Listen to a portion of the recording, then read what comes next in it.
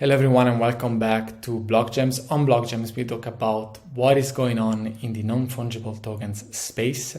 And if you haven't been sleeping under a rock for the past week or so, you might have seen that the price of Ethereum has been absolutely skyrocketing, and together with the price of the actual Ether, also the price of the gas fees has been going up and up and up.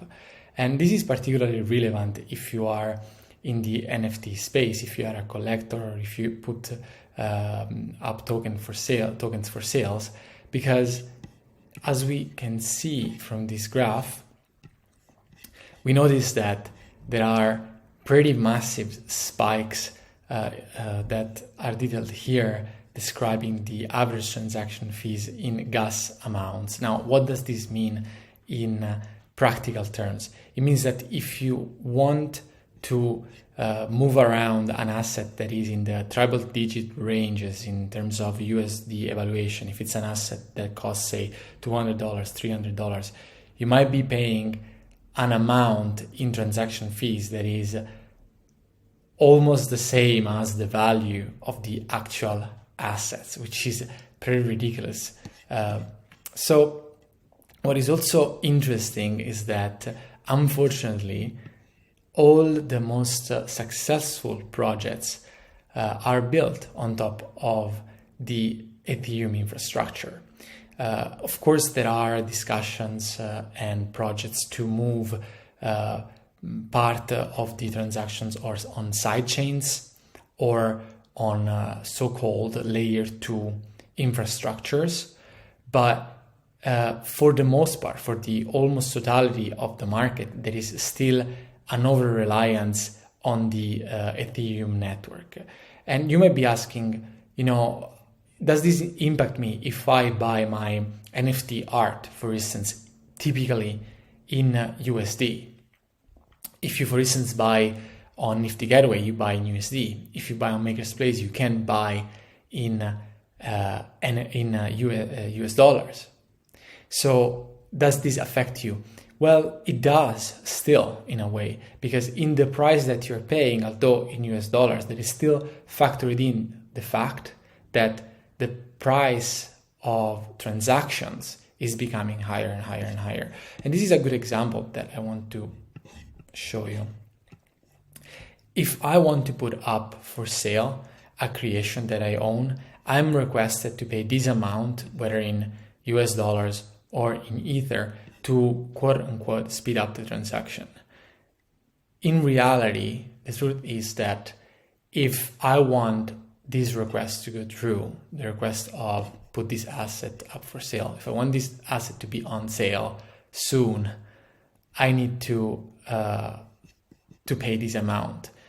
Otherwise, it is highly likely that this request will never go through, or will go through maybe in weeks or months from now.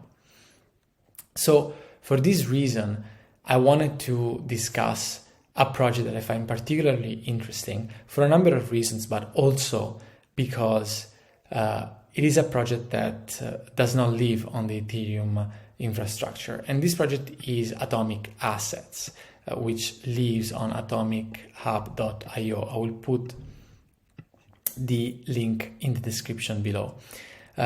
This project has a strong bias toward trading cards and other collectible items that are not artworks, although you can find some artworks also for sale here, but the bias is toward a slightly different type of collectibles.